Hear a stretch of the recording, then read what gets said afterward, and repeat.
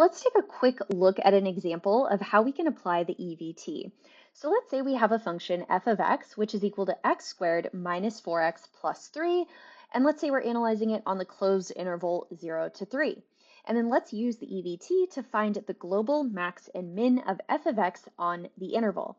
So first thing we have to do is we have to check the conditions to make sure we can actually apply the EVT. So because this is a polynomial, we know that it's both continuous and differentiable on its domain, which of course is going to include our closed interval of 0 to 3.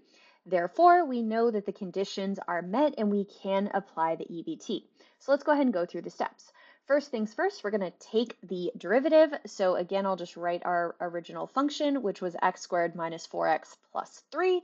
The derivative of that using the power rule is given here. It's just 2x minus 4.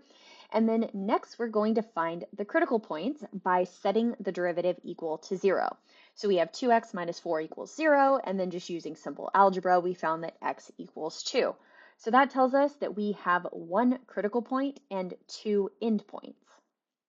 So now we're going to use the candidates test to look at all three of our options and then identify our global max and min values.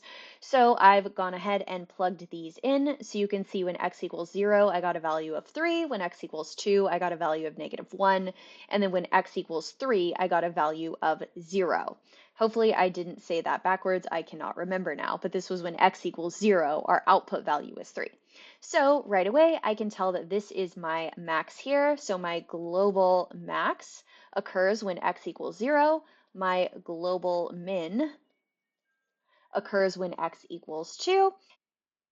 And now we have everything we need to go ahead and answer the question. So using the EVT, we can conclude that the function does have a global max and min on its domain, which occur at x equals 0 for the global max of 3, and the global min occurs at x equals 2 and has a value of -1. All right, thanks so much for watching.